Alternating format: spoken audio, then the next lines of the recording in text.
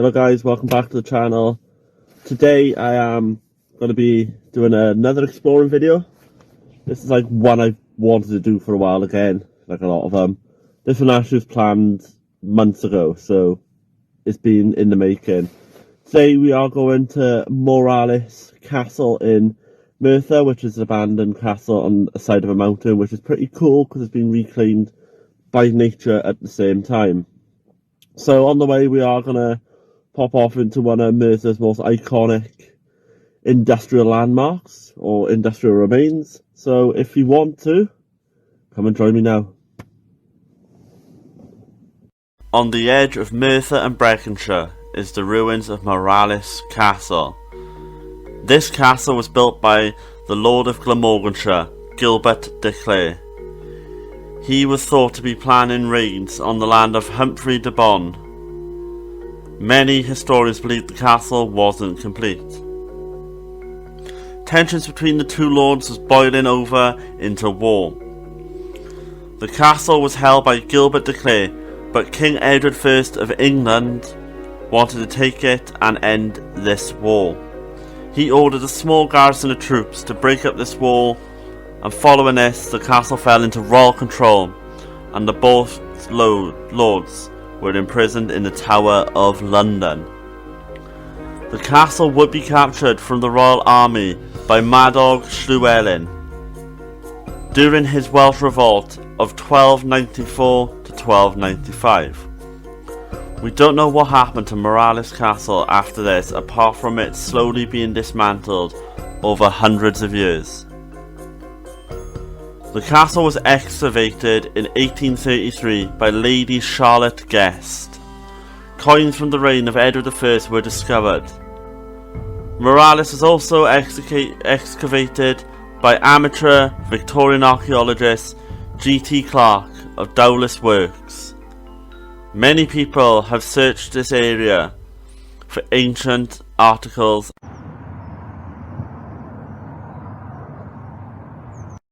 Behind me is the Cyfarthfa Ironworks, which was the largest ironworks in Victorian and world history. It basically powered the world, laid tracks in America, like Blaenavon Ironworks did. It laid tracks in Britain. It built ships for the Royal Navy. It even built ships for the foreign navies, the Russian Empire, the German Empire most possibly. Cyfarthfa Ironworks opened in the late 1700s, and it was founded by Sir Anthony Bacon, but he leased the land out to the Crochet family, which is a massive family in the industrial age, which also owned stuff like the Treforest Tin Works. So you can see behind me, that's one of the big blast furnaces. I'm going to see if we can go up to it. I think that bit's not fenced off, so we can just get a closer look. So here we are, we've got the larger main blast furnace. And if we can go see by here above the fence is the smaller blast furnaces, and there's another short one by there, but I don't know if you can make out behind the trees by here is Cyfarthfa Castle. This is where the residents used to live, the Bacon family. They used to overlook the ironworks, overlook this massive business they set up, massive factory. Yeah, so I'm just going to put an image on the screen of what this used to look like. So this is like one part of Merthyr's history, because this is mainly an industrial area, ironworks. I think there was a bit of mining around here as well. And another ironworks which is on our way to Morlais Castle is Dowlais Ironworks, which no longer exists. They built a council estate on top of it. So we're going to head towards Morlais Castle. There is also a place in Merthyr I want to show you at the end of the video. So let's go to our main destination. So we start the walk up to Morlais now. Here is one of the many quarries in Merthyr. So now, to my left by here there's a slate quarry. This seems to be like a stone quarry, where they would decipher stones to build stuff like houses and even possibly castles. So let's head up to it. So it's after a really long walk up the quarry and around the quarry, this wall over there, which gives you the slightest hope that I found the shape of Morlais Castle, because that feels like a baby would be there. See the towers, the watchtowers. Strategically, this is a good position to be building a castle. It's got all these stones.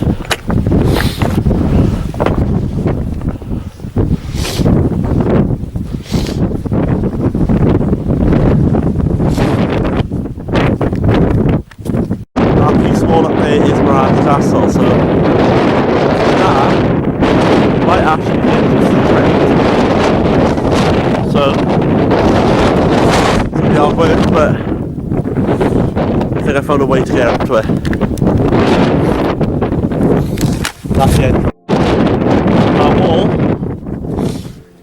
is the entrance to Morlais Castle. I feel like we need to get a torch out.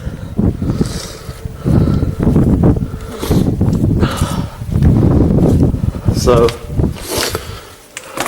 we're definitely going to watch our step.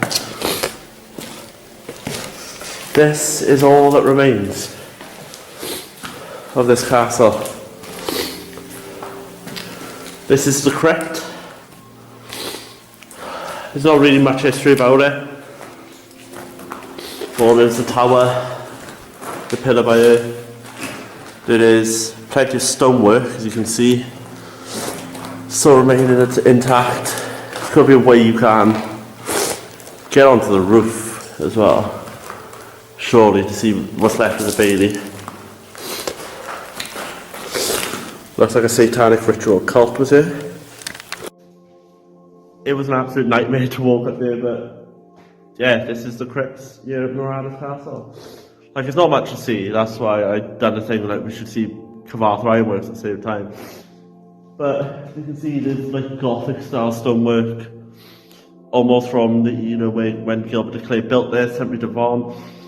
And if you go back out to the way we came, I'll show you in a minute, I can show you why this is such a strategy for the end Gilbert de Clay's like land going on to Humphrey de Vaughan's for raised. I'll show you why this is such a strategy now. So I'm here because of wind. You see over there, you see all those ridges. So that's Brecon, or Brecon option. That's where Humphrey de Vaughan's land began. And by here all the way down to Cardiff is where Gilbert de Clay's land was. So that would include Cyfarthfa Castle. He is the man who built Cyfarthfa Castle as well. And Morlais Castle, which is in Cyfarthfa, on the top of Cyfarthfa Mountain, he would have built that. So now we're going to go up there and have a look at it from the top, because there is still the bailey remains. Right here, it's the bailey. That's now at the highest point of Morlais Castle on top of the mountain. Again, you can see with the land, the Richard with the rain, to Humphrey de Vaughan's land, started over there.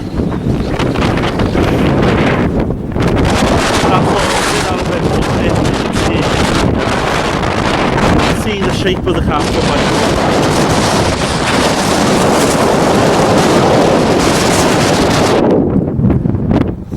So let's have a look over here as well, see if we can see more of the castle shape. We can a little bit.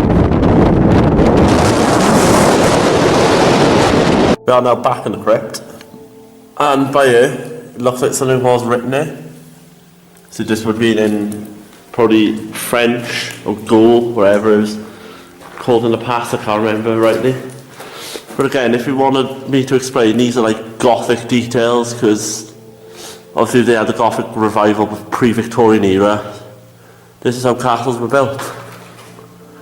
If you want like a really good look at how Gilbert de Clay's castles were built, have a look at Cyfarthfa Castle. So let's head down to Ponsar Bridge now and get down this bloody quarry, and I'm going to show you on the way how hard this quarry was to get up, and it's probably going to be as hard as get back down. So that's it. It's not much, but that is Morlais Castle. So I'm walking up the steps. I'll turn the camera this way so you can see steps are hard work. Yeah. This wasn't fun getting up, but it was, but not in that literal sense. Now we're heading back down the quarry, back to civilization and back to Merthyr Tydfil. This is where you're greeted with this wall. That's how you know you're there, because that's one of the only few things also remaining of Morlais Castle. You can tell by the stonework that it is very old. And now we go back down the quarry. I'll show you the hard work we went through to get down there. This is the long, hard walk back to civilization. This quarry by on this really, really small ridge. So I'll tell you when we make it out the other side. So we sort of made it back to civilization. The car's literally delayed. Pond Bridge, let's go there now. Before we get there, I think I'll probably say it again in the video, I'm not sure. But Pond Bridge is the original border of the lands, pretty much. Humphrey different bonds, Brecknockshire and Gilbert de Clare's Glamorganshire. So obviously the bridge weren't built when they were around, but it almost gives you what the land was like and what the territory was and who's going to raid who from that point. So let's go down to Pond Bridge.